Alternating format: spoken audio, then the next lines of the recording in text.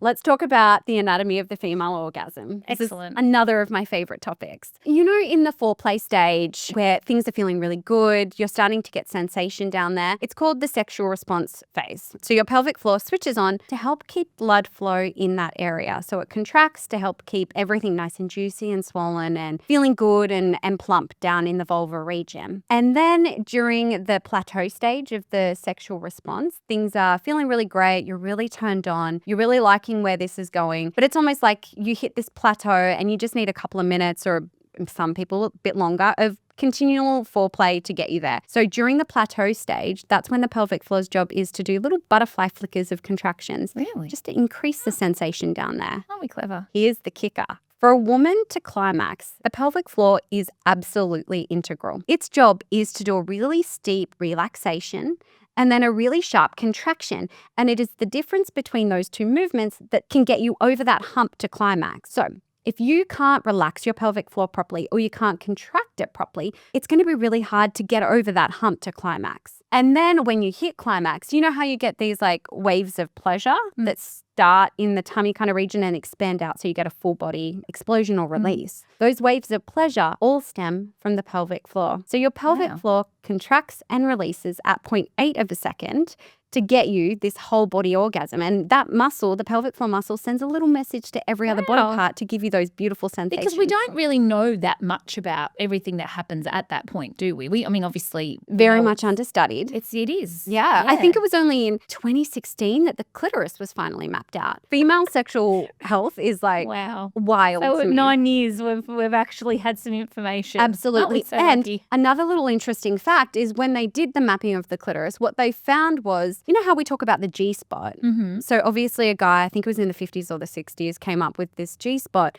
What they found is it's not actually a different part of the body that has all these extra nerves. It's simply a spot that hits the clitoris from another angle. Right. So the G-spot as it stands, or how as it was understood, is actually not correct. So overrated. I mean, like most male things. That's so funny. It's not funny, but you know what I mean? Like pelvic floor basically is like our life support. We know it's important, but I think, like I said, we put it to the side. We're like, oh yeah, that's just, something to deal with as we get older, and eventually we'll visit it again. It is so heartbreaking to me because I think sex should be such a wonderful, joyous part of life. So many women, especially after we've had babies or as we get older, we kind of turn our back on our previous like sexual, beautiful, wonderful self. And it's really heartbreaking. It's sad. This is what I want to ask you as well, because obviously we have accepted that as we get older, our libido goes south. And I've just got so many questions about that, because is it that we become complacent? Is it that sensation changes? Because obviously our hormones change. Is it that the way that we feel about our partner is different? Like, there's so many questions. Yeah. And like I said before, it's so multifaceted and it could be any of those things. But what I would say is sometimes or oftentimes it can be biologically related. So related to muscles or something else going on with your body. So identifying that can oftentimes mean that you don't have that struggle anymore. A lot of women will say, I don't have a libido. And I will ask them the question, when you're actually intimate, is it nice? Like, do you enjoy that? And they'll say, yeah, but I'm never instigating it. Yeah. And this is another really interesting thing. So a lot of men have arousal that just comes on instantaneously, whereas women tend to be more responsive when it comes to sexuality or arousal. I try and say to patients, it's very normal for you to not be instigating, but it shouldn't hurt. It shouldn't be something that is uncomfortable. Yeah. It should be something that you can actually enjoy in the moment, but you're just not thinking about the instigation. That's okay. Yes. I think everyone gets arousal in different ways. Things like reading spicy books really helps. Or watching a movie that turns you on is a great way to get involved. I would say as well, sex doesn't just start the moment that you and hubby close the bedroom door. Your foreplay can start the day before or the morning of by sending each other a lovely message. Right. Because I think for some women, not all the time, but it's not just about in and done. It's about this entire feeling of connection. There's a lot of emotion involved. It might be him coming home and cooking dinner and organizing the kids and saying, go have a bath. That can also be a really important part of foreplay and that responsive arousal. I do want to touch on the painful penetration because I hear this a lot, especially with young women as well, what I will say is sex should never, ever be painful unless you want it to be. So if you're experiencing pain with sex, there's something going on that you need to stop, rethink. The problem is that your pelvic floor is, I call it your body's trauma response muscle. Okay, so it holds a lot of trauma. If someone's running at you and about to tackle you, or if you're in the middle of a road and imagine a car coming towards you, your body naturally braces to try and protect all of your important organs. Your pelvic floor is the first thing to brace in that time. And it does that with perceived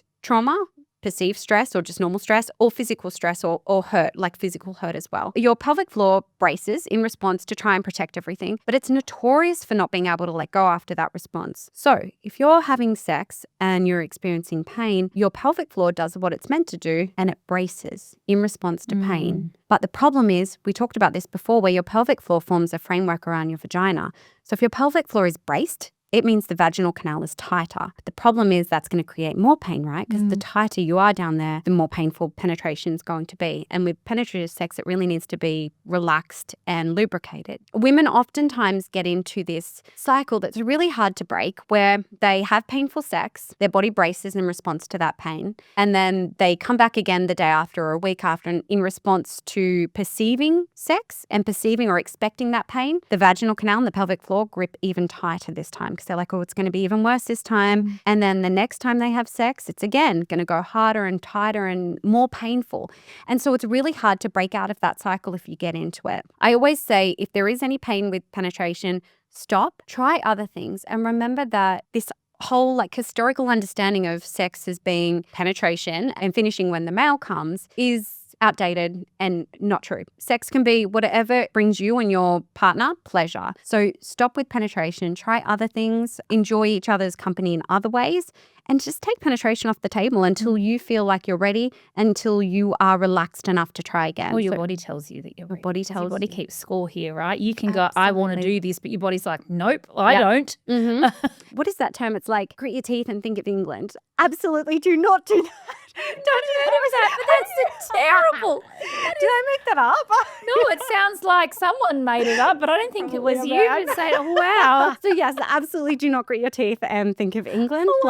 Take penetration off the table and find other ways to play. For the woman listening, I feel like she's saying, how do I know if my libido's okay? And also relationships change, right? So Completely. It's very different. My understanding is you're not going to have the same level of desire as you did when you're in that honeymoon phase of your relationship. Things do change. Yeah, relationships definitely change. It's a really hard question to answer because libido is just such a sliding scale. I think we put so much pressure on ourselves when it comes to this. That's why I'm trying to say, let's take away libido and talk more then about maybe fulfillment. If you're questioning whether or not you're fulfilled in your sex life, then I would say it's probably a sign that you're not. But I think also women are their plates are so full that it's the last thing on their mind, which again contributes to the lack of instigation, where then they go, well, hang on, something's wrong with me because I'm not thinking about it and my partner is. And actually it's the last thing I feel like. There's kids, there's so many factors of things that impacting spontaneity and all the things that you used to be able to do. I kind of just want women to go, that's normal. Like that's a normal part of being either, if you have children, a mother or